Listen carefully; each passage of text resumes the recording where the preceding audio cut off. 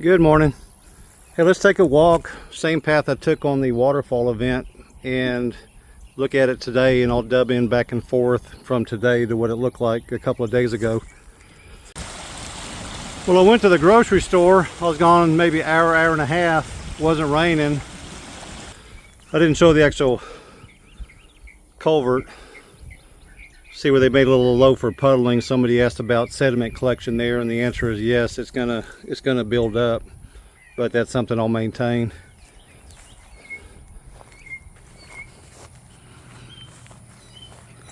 But here it is at full level. Pan down here. Let me dub in what it looked like yesterday. And this is my first offense. This particular pond here, I just dug a hole in the ground. Wanted to catch in light rains and stuff. Just thought it could catch trash and debris and Roundup and fertilizer, soak it into the ground instead of taking it on to the streams and rivers and oceans.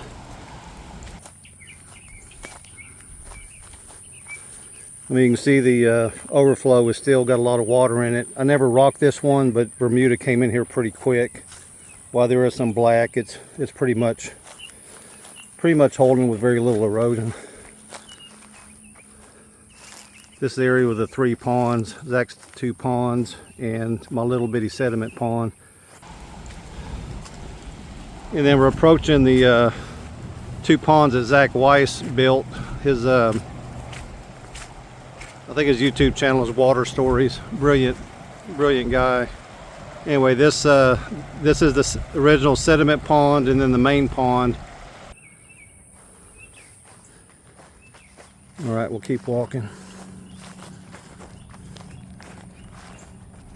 I mean, there's definitely water in the rock armor, and it is flowing. This is the sediment pond. As I walked up the hill to film this, I was surprised at how much hydrilla is in there. I don't know if you can see it. First of all, you can see the washed out area. That's where the water's coming in fast. And then all that hydrilla. And I think this is a good 3 or 4 feet deep. Like I stated in the previous video, when I dug it out, I dug about 18 inches out and built this dam here and wanted to keep this sediment pond shallow, just very shallow, very small. So keep taking a walk here.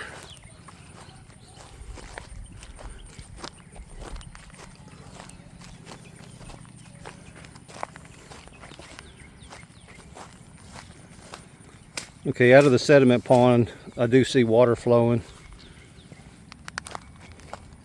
And this next day rain, this is the clear stuff. Because a lot of it, you see what you see on top. You can probably see how clear it is.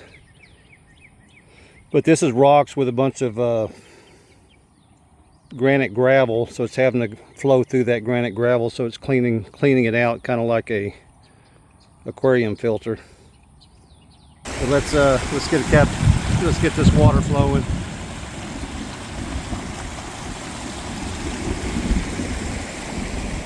Anyway, I built, I'm gonna go look at the pond here.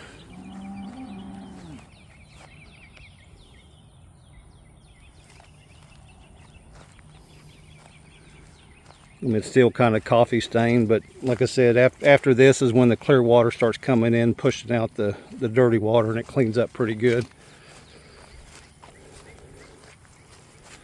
Probably the cleanest I filmed this. There's a video from last year. It's got a cartoon picture of a bass with a cricket or a grasshopper, and we were throwing crickets in here, watching the bass eat them. I was pretty impressed with how clear the water was and how it picked up the I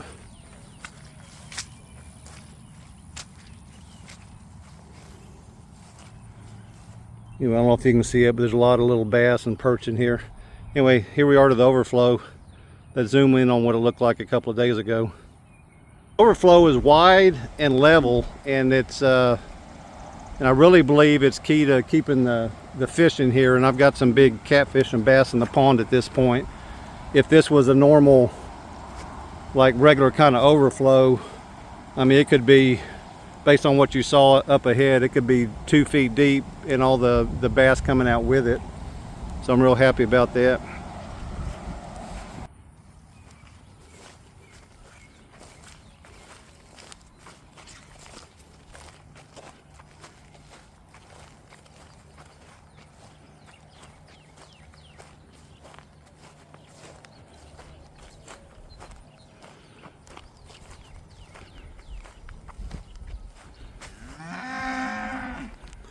And then well, let me show you the rocks down here.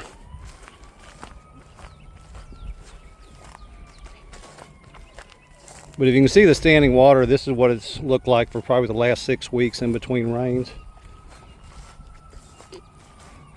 Almost think like this would be a good place to throw some rice out, see if it'll grow here.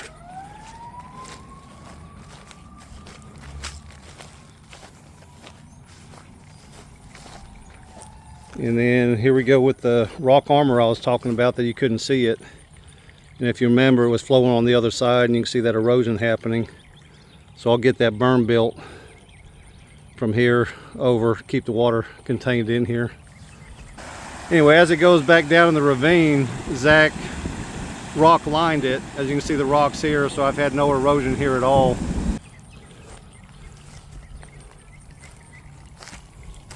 And then this area here, if any, I would say if any big fish left the pond, they would be trapped here because of the brush dam. I mean, there was no flow coming out of here that wasn't going through the brush. And I also want to point out how once you start a brush dam, and what I use is the ash juniper, our cedars. I try to do them with the branches, with the needles still on them. And what happens, they start compacting, then you start getting vegetation growing through it. And then during the leaf falls and stuff, you'll see that the leaves start filling in the voids, and they actually filter the water more, so you get cleaner water. And just an example, you can see the, I don't know, whatever kind of stuff you see on top. And let's go look at the other side. I mean, I think y'all can agree that's much more pristine water over there. Anyway, thought it'd be good just to do a little before and after. And I'm going to shut this video down. Y'all have a great day.